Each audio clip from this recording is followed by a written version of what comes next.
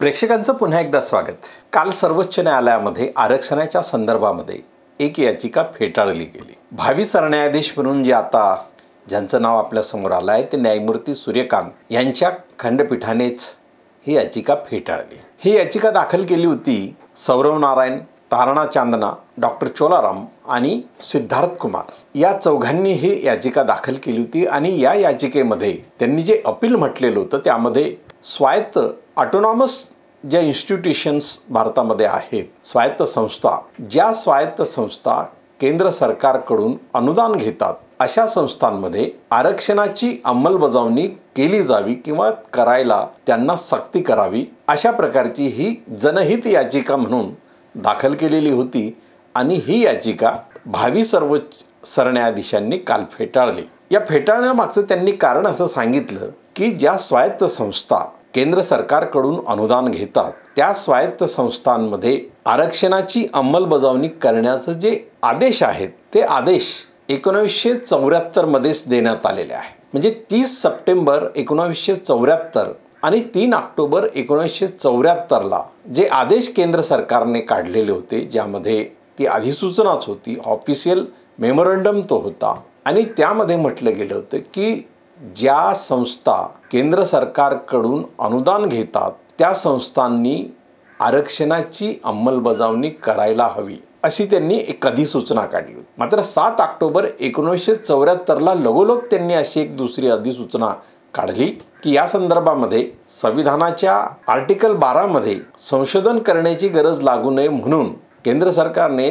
त्या काळी 7 ऑक्टोबर 1974 ला केंद्र सरकारने पुन्हा एक अधिसूचना काढली आणि त्याच्या माध्यमातून त्या सर्व विभागांना, केंद्र सरकारच्या त्या सगळ्या विभागांना आदेश देण्यात आले होते की प्रत्येक विभाग, मग शिक्षण विभाग असेल, पर्यावरण विभाग असेल, सांस्कृतिक विभाग असेल, या सगळ्या विभागांकडून म्हणजे केंद्र सरकारच्या ज्या ज्या विभागांकडून काही NGO स्वायत्त संस्था ज्या अनुदान घेत आहेत त्या सगळ्या संस्थांच्या नियमावलीमध्येच किंवा कायद्याच्या कलमांमध्येच या गोष्टीचा समावेश करायला भाग पाडावा की केंद्र सरकारकडून अनुदान घेणाऱ्या संस्थांमध्ये SC आणि STचं आरक्षण पूर्णपणे भरलं जाईल। मात्र या संस्थांनी अशा प्रकारची सुधारणा केली नाही आणि अलीकडे तर अशा संस्थांची संख्याही मोठ्या प्रमाणात वाढली।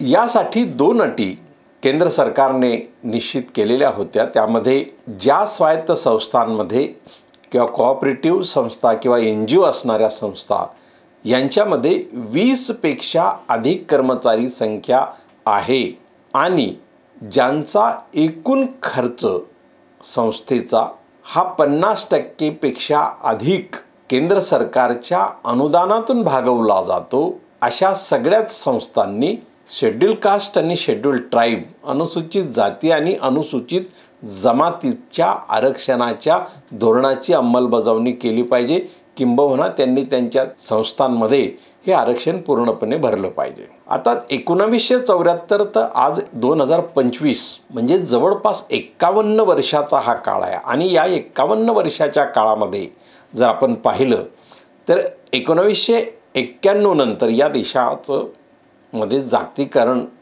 हे सुरू झालं आणि जागतिकीकरणानंतर मोठ्या प्रमाणात NGO देखील आल्या। अर्थात यामध्ये खाजगी किंवा विदेशी अनुदान घेणाऱ्याही NGO मोठ्या प्रमाणात आल्या, परंतु केंद्र सरकारच्या अनुदान घेणाऱ्याही संस्था मोठ्या प्रमाणात आल्या। अर्थात याची एकंदरीत आकडेवारी कुठेही सरकारने दिलेली नसली तरी अशा संस्था या प्रत्येक विभाग वाईज म्हणजे शिक्षण, तंत्रशिक्षण, उच्च शिक्षण, सांस्कृतिक, क्रीडा सांस्कृतिक अशा वेगवेगळ्या मंत्रालयाकडून ज्या अनुदान घेत आहेत अशा संस्थांमध्ये आजही या धोरणाची अंमलबजावणी होत नाही।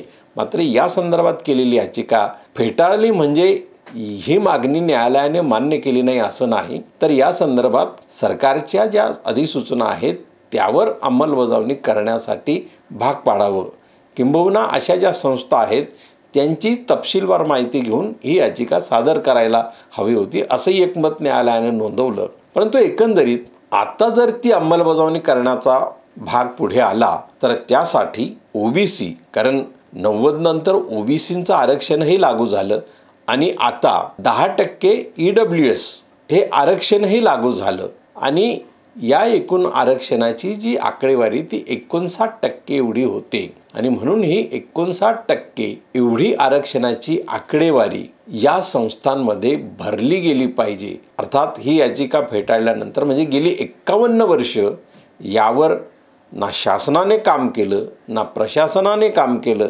ना सामाजिक संस्था आणि राजकीय पक्षांनी काम केलं। त्यामुळे 51 वर्ष हा मुद्दा हवेत राहिला।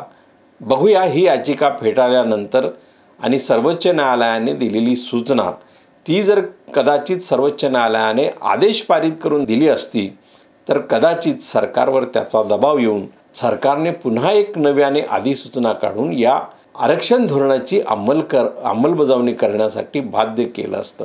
परंतु आता ही याचिका फेटाळल्यानंतर नेमकं सरकारकडे या संदर्भात कसा दबाव आणला जातो किंवा कशी मागणी केली जाते हे निश्चितपणे आपल्याला बघावं लागेल। परंतु सध्या तरी या आरक्षण धोरणाची अंमलबजावणी करण्यासाठी संस्था धजावत नाहीत। त्यातही शैक्षणिक क्षेत्रामध्ये डोनेशन शुल्क हे मोठ्या प्रमाणात गोळा करता यावं, त्याची स्वायत्तता मिळावी म्हणून बऱ्याच शैक्षणिक संस्था, महाविद्यालये स्वतःला स्वायत्त घोषित करण्याच्या प्रक्रियेमध्ये येतात आणि यामध्ये त्यांनी स्वायत्त घोषित केलं की ते बऱ्याच वेळा खाजगी प्रकारे डोनेशन आणि शुल्क वसूल करतात आणि आरक्षणाची अंमलबजावणी करण्यासाठी मात्र ते धजावत नाही। ही बाब आता फार वाढत चाललेली आहे। त्यामुळे या याचिकेच्या दृष्टीने या विषयाला जी चालना मिळेल ती चालना निश्चितपणे या सगळ्या बाबींची माहिती बाहेर काढणारी जशी असेल तसं अंमलबजावणी आरक्षण धोरणाची आता सर्वंकष पद्धतीने व्हायला हवी, या दिशेनेही पुढे जाणारी ठरेल।